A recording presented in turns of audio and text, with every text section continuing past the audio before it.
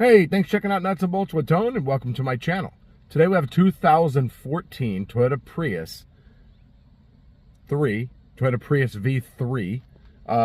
with a 1.8 liter engine and 167,000 miles. Customer states engine is making a noise when it's on startup, and it has a growl when starting to drive.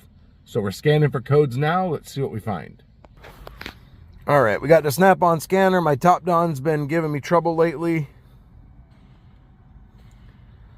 So we got random misfire, misfire on 2, misfire on 4, evap incorrect purge. I've never seen that on a Prius. Evap large leak. I definitely have never seen that on a Prius either. Then we got a couple of codes here. Okay, so that's all those codes. And then we have a battery temp sensor circuit high and a battery control system. So oil change was due at 165.8 and we're at 167.3. So a little overdue. So let's get it in, check the coolant, check the oil.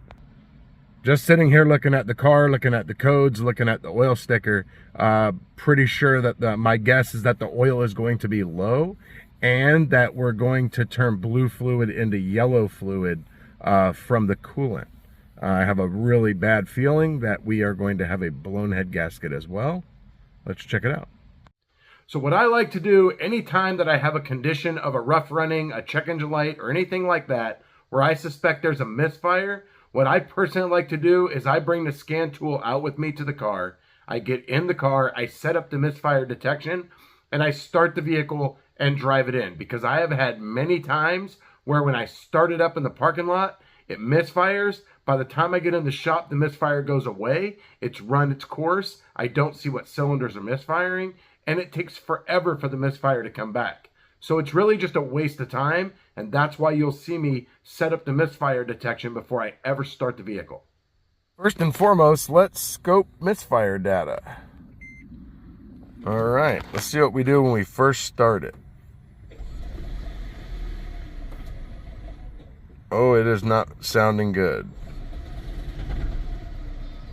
Actually, let's get it in and check the oil. It's knocking. So on this model Prius, anytime that you have a rough running, you have a check engine light on, overheating, engine noise on startup, you have a knocking, anything like that at all, the very first thing that you want to do is you want to open up the hood and you want to inspect the coolant level. First thing you're going to notice is that the coolant level is most likely going to be 2 or 3 inches below the maximum line. When you first take the cap off, you want to pay attention to how long the engine has ran and how much pressure is there.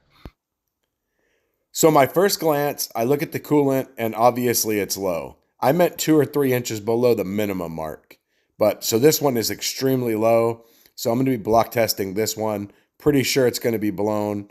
And now let's check and see how much oil there isn't in the engine. Yeah, that's a lot of oil that's not there. So we need to get some oil in this thing so we can test it. Nice and blue. Yeah, ton of pressure in here.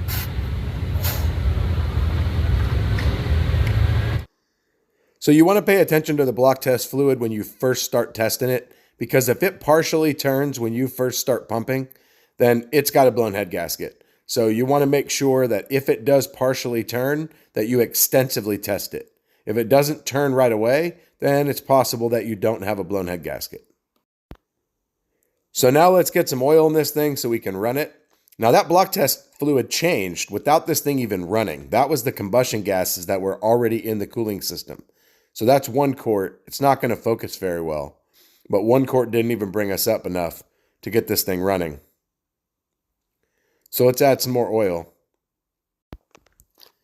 So that's adding over 2 quarts, and now we're up in the accessible range where we can run it and really test this thing and to see if we have any kind of engine noise.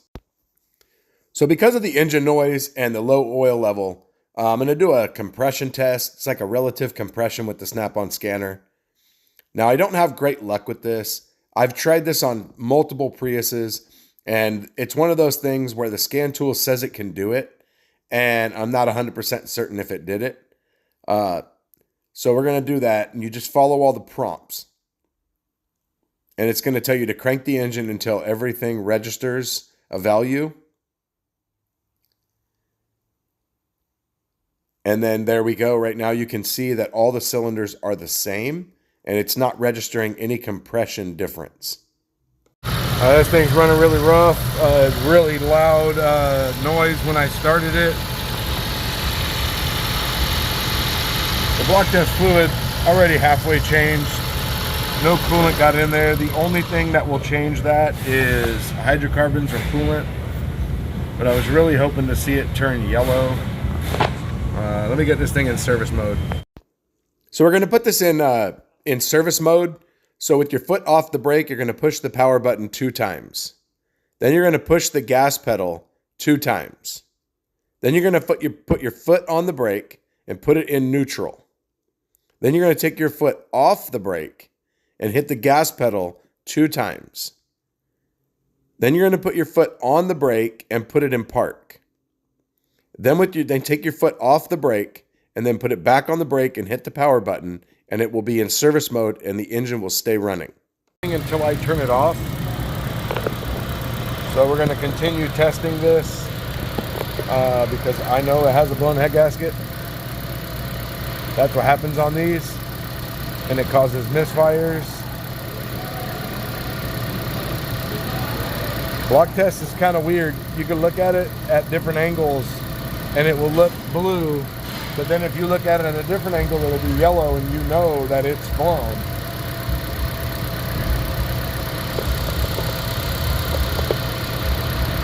Wow, that's crazy. My camera.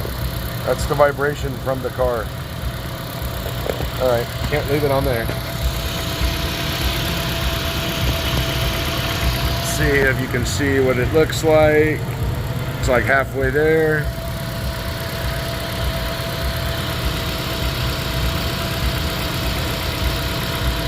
We're just gonna let it run. There we go, there's the yellow. So this was blue to start with, and now it's yellow. Blown head gasket. So you can see right there, it's yellow. It's really hard to tell. If you've ever tried to take a picture or videotape block test fluid, the blue always shows through very strong, but then when it turns yellow, it's very difficult to see it. But pretty much the only thing that will change this block test fluid from blue to green or yellow is hydrocarbons or coolant. And there's absolutely no coolant in there. So this thing had an overpressurized cooling system. It had very little oil in the engine. It's done. So pretty much now what I'm doing is being as thorough as I can. This thing came in with hybrid battery codes. It had a battery temp sensor code. And I would really hate to tell them that they have a blown head gasket. They need an engine due to the low oil, the engine noise, the head gasket, to do all that just to turn around and find out they have a bad hybrid battery or a computer issue or something like that. So I'm just trying to make sure that nothing pops as a hard code, because that's what we should do as technicians, is be as thorough as possible. You don't want to just go, oh, it needs an engine, and then outside it goes. Because if it needs an engine and a transmission, you need to tell them that up front. So I've cleared all the codes and all the modules, and now we're going to check for codes, and no codes present.